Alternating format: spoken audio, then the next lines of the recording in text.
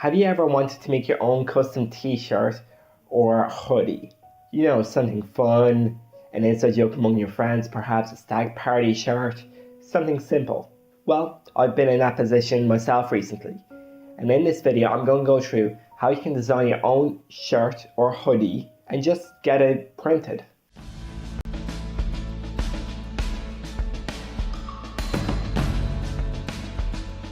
So to begin with, you really need to decide what kind of process you want to do. Whether you're going to actually go and build a company and you want to have a lot of stock, or if you just want to buy like under 10 products. This is very important because the companies that you're going to reach for the actual shirts and the printing are going to be completely different. So for instance, if you want to do mass production and you want really nice ethical clothing, I really recommend Continental Clothing. They make everything in India, it's organic, it's certified, it's fair trade, it's a really good company. But minimum in that company is 100 and something, so you really do need to start a company. Whereas there's other companies like Redbubble, Teespring, Spreadshirts, Bonfire, Vista Print, Custom Ink, Underground Shirt that allow you to make a lot smaller quantities. This is what I'm really going to get into in this video. So being a creative person myself, I kind of wanted my own personal hoodie. Something that wasn't just gotten from H&M or random shop. I wanted to have meaning, I wanted to have a message on it. And this is why I went along the lines of custom printing. But you might be slightly different, and this is what you need to know. With custom printing, you can get t-shirts, long sleeve shirts, you can get hoodies, you can get towels, socks, tote bags, and many other things. You really do need to decide what you want to get done. Once you know what kind of product you want, at least in this stage, you really need to decide what kind of quality you want. For instance, Redbubble has maybe 12 different types of shirts, t-shirts, from different brands, made from different materials. Whereas other companies such as Bonfire have a lot more organic materials on offer, and they're great for that because you can get something that's organic, perhaps ethical, sustainable, etc. So you do need to decide what kind of material you want. Then also with color choice. With these organic materials, you often have a lot less colors to choose from, especially in hoodies. You might have black, grey, perhaps maroon, blue.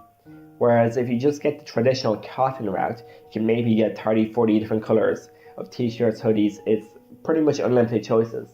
And you also have a lot more different fits in the more mass-produced route. From my experience, I really wanted some that would last long, had really nice quality, and just felt super soft and high quality. This is why I went with a company that has a reputation for being sustainable, ethical, having really good quality organic produce, and also being kind of activists in their own right. They have their own activism t-shirts that go for wildlife conservation, Save the Seas, and a few other charity causes. So I really felt connected with this company, and this is why I went with it. But going on a bit further to designs, you can have many different options. What I did was I used my own personal drawing. So have a look at this. I have my drawing notebook here. One of the designs I liked was this balloon. I really liked it, I wanted to use it. But then also I like this kind of Pinky Promise thing, and also this girl on the lake. I really wanted to use these in my hoodie. So what I did was I had my notebook down like this, had my phone directly above it, and took a photo.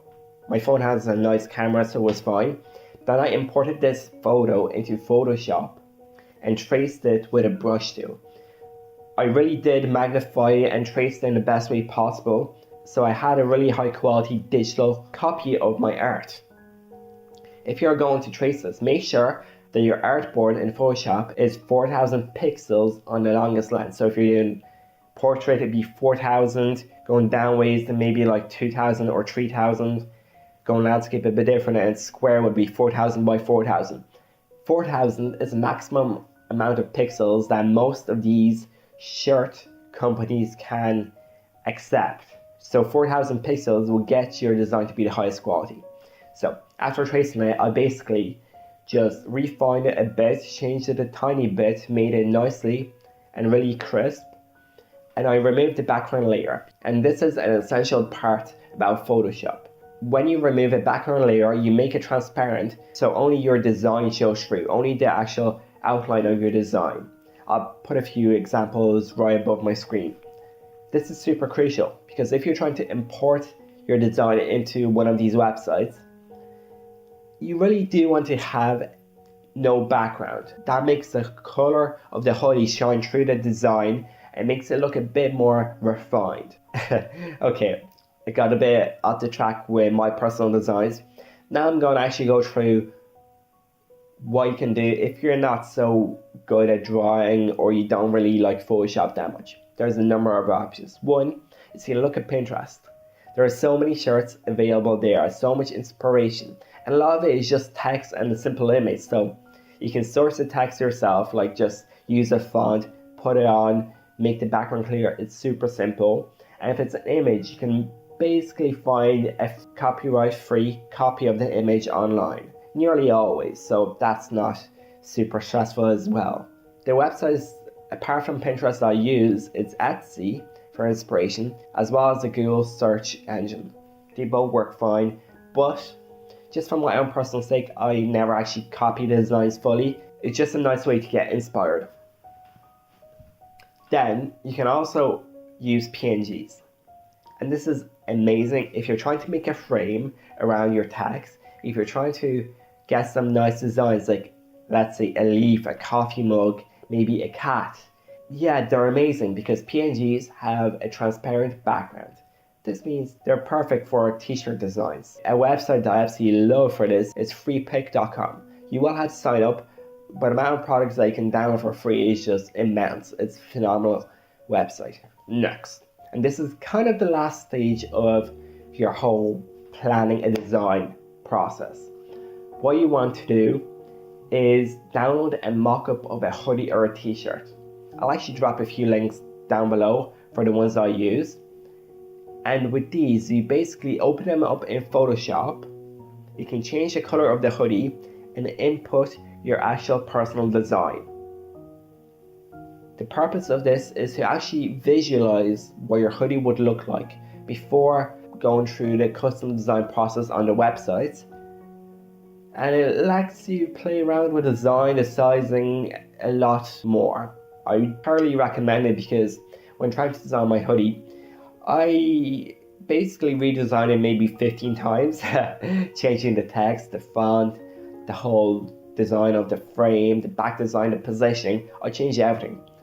And this is super essential because if you're in the actual websites, like I mentioned, the custom page is pretty rough. It's not HD, it's a bit hard to get a feel for it, and it doesn't really do a nice overlay, so it doesn't really bend with the hoodie bending. So yes, it is that simple. That's the whole process for designing your hoodie. I do need to illustrate that to get custom designs like drawing or just designs from pictures, you do kind of need to have fairly decent Photoshop skills. So that's a thing you need to consider. But apart from that, it's a super easy process. Maybe it will take you less than a week to create your own design, a design that you love, and that's about it. If you have any questions or even want me to consult you personally and help you out on designing your own one or even designing myself, please just comment down below and I'll keep in touch with you. Till next time, Sylvester Productions out.